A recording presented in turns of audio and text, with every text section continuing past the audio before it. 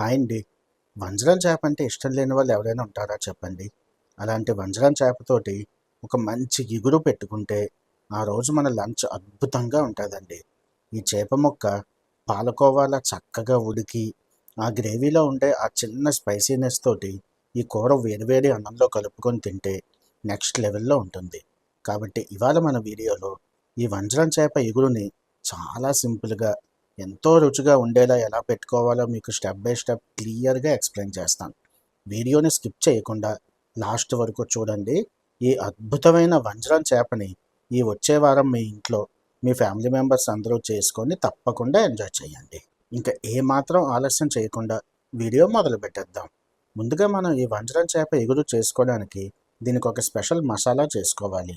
అందుకోసం ఒక చెంచా ధనియాలు, అలాగే ఒక చిన్న సైజు అల్లం ముక్కని మిక్సర్ గ్రైండర్లో తీసుకుందాం. అదేవిధంగా అందులోనే ఒక హాఫ్ స్పూన్ జీరా, అలాగే ఒక 8 నుంచి 10 వెల్లుల్లి రెమ్మలు కూడా వేసేసుకుందాం.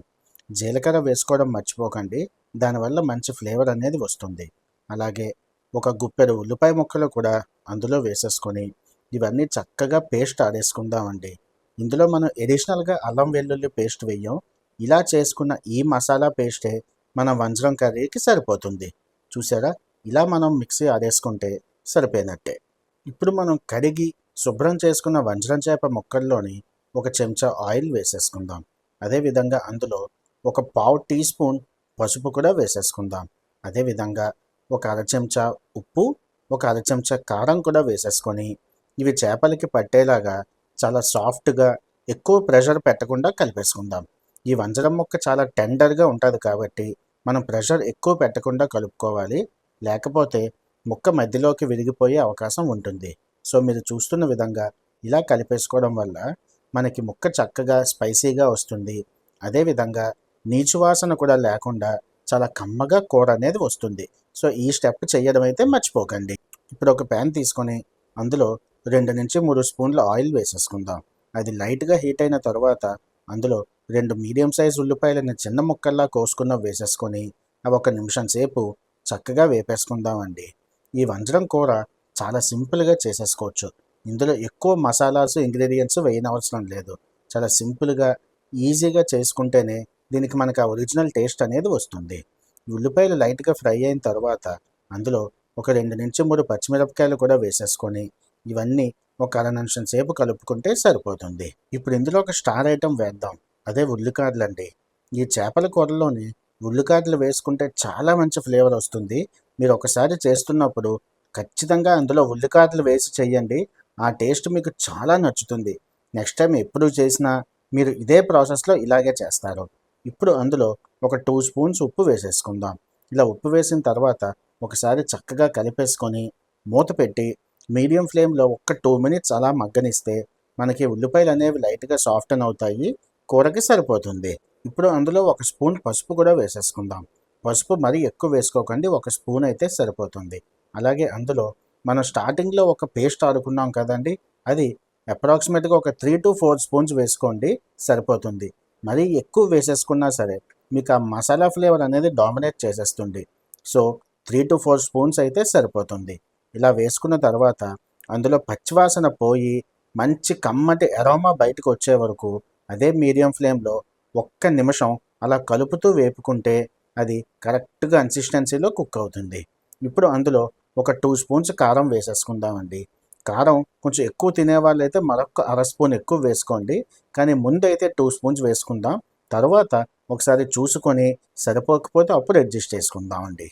ఈ వంజరం చేపకి యూట్యూబ్లో చాలా వీడియోస్ ఉన్నాయి, కానీ మేము చూపిస్తున్న ఈ విధంగా అయితే మీకు ఎక్కడా వీడియో కనిపించదు. ఇది చాలా పాతకాలం పద్ధతి. మా ఇంట్లో ఎప్పటి నుంచో ఇలాగే చేస్తారు. అందుకే ఇది మీకు చూపించాలని ఈ వీడియో చేస్తున్నాను. ఇలాగ మనకి మసాలా ఫ్రై అయిన తర్వాత అందులో ఉప్పు కారం పట్టించిన చేప ముక్కల్ని ఒక్కొక్కటిగా వేసేసుకుందాం. చూసారా ఎంత కలర్ఫుల్గా కనిపిస్తున్నాయో? ఈ వంజరం చేప చాలా అందంగా ఉండే చేప అండి. ఇది చూడ్డానికే కాదు, తినడానికి కూడా చాలా బాగుంటుంది. ఇలా చేప ముక్కల్ని అందులో వేసుకున్న తర్వాత చాలా సాఫ్ట్గా రెండు వైపులా ఆ మసాలా పట్టేలాగా తిప్పుకుంటే మనకి చక్కగా ఉడికి ముక్క చాలా సాఫ్ట్గా వస్తుంది. మీరు ఒకటి గమనించారో లేదో, ఇందులో ఉప్పు పసుపు కారం అలాగే మనం స్టార్టింగ్లో వేసుకున్న మసాలా పేస్ట్ తప్ప ఎడిషనల్గా ఎలాంటి స్పైసెస్ ఇందులో వేయలేదు. ఇది అందుకే చాలా ఈజీగా డైజెషన్ కూడా అయిపోతుంది. ఇప్పుడు అందులో కరెక్ట్గా ఒక గ్లాస్ నీళ్లు వేసుకుందామండి. నీళ్లు మరీ ఎక్కువ వేసుకోకండి. ఇది చాలా సాఫ్ట్గా ఉండే చేప, చాలా ఈజీగా ఉడికిపోతుంది. నీళ్ళు ఎక్కువ వేసేసుకుంటే ముక్క మీకు విరిగిపోయి చాలా మెత్తగా అయిపోతుంది. అది అన్నంలో కలుపుకొని తినడానికి అంత బాగుండదు. నీళ్లు వేసిన తర్వాత మీడియం ఫ్లేమ్లో మూత పెట్టేసి ఒక్క 10 నిమిషాలు అలా వదిలేస్తే ఆల్మోస్ట్ 80% చేప ఉడికిపోతుందండి. చూసారా ఎంత బాగా కనిపిస్తుందో? ఆ ముక్క కూడా రెండు వైపులా చక్కగా కుక్ అయి మసాలాస్ అవి పట్టి చాలా కలర్ఫుల్గా ఉంది కదండి.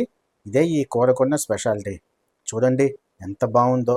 ఇలా చూస్తుంటేనే మనకి అన్నంలో కలుపుకొని తినేయాలనిపిస్తుంది కదా. నిజమే మరి. అందుకే ఇవాళ ఈ వీడియో మీకోసం చూపిస్తున్నాను. ఇది చిన్నపిల్లలు కూడా చాలా ఇష్టంగా తింటారు, ఎందుకంటే కూర మరీ ఎక్కువ స్పైసీగా ఉండదు కాబట్టి. ఈసారి ఈ రెసిపీని నేను చెప్పిన విధంగా చేసి మీకు ఎలా అనిపించిందో కామెంట్ సెక్షన్లో అయితే తప్పకుండా చెప్పండి. ఇలా కూర ఒక్క 15 నిమిషాలు ఉడికితే అయిపోయినట్టే. ఇప్పుడు అందులో పైన కొత్తిమీర జల్లేసుకుంటే ఫినిషింగ్ టచ్ ఇచ్చేసినట్టేనండి. ఎంత మంచి రెసిపీ చేసినా ఆ ఎండింగ్లో కొత్తిమీర వేస్తే వచ్చే ఆ టేస్ట్ నెక్స్ట్ లెవెల్లో ఉంటుంది కదా. చూడండి ఆ చేప ముక్క ఎంత బాగా కుక్ అయిందో. ఎక్కడ ముక్క విరిగిపోకుండా చాలా సాఫ్ట్గా చక్కగా కుక్ చేసుకున్నాం కదా. ఇదే ఇవాల్టి మన స్పెషల్ వీడియో, వంజరం చేప ఇగురు. ఇప్పుడు దీన్ని డిష్ అవుట్ చేసేసుకుంటే వేడివేడి అన్నంలో కలుపుకొని తినడానికి రెడీ అయిపోయినట్టే. సో ఈ వీడియో ఇంతవరకు చూసారంటే మీకు ఈ రెసిపీ వచ్చేసినట్టే అండి. చాలా క్లియర్గా ఎక్స్ప్లెయిన్ చేశాను కదా. సో ఈ వచ్చే ఆదివారం ఈ వంజరం చేపని మీ ఇంట్లో తెప్పించి ఇదే ప్రాసెస్లో చేసుకొని మీ ఫ్యామిలీ మెంబర్స్ అందరూ ఎంజాయ్ చేస్తారని నేను మనస్ఫూర్తిగా ఆశిస్తున్నాను. ఈ రెసిపీ కానీ మీకు నచ్చితే మా వీడియోకి ఒక లైక్ చేసి మీ అభిప్రాయం తప్పకుండా కామెంట్ సెక్షన్లో చెప్పండి. నేను చాలా హ్యాపీగా ఫీల్ అవుతాను. అలాగే మా ఛానల్ని సబ్స్క్రైబ్ చేసి సపోర్ట్ చేస్తారని కోరుకుంటున్నాను. మరొక మంచి రెసిపీతో మళ్ళీ మీ ముందుకు వస్తాను. అంతవరకు సెలవు. Good bye.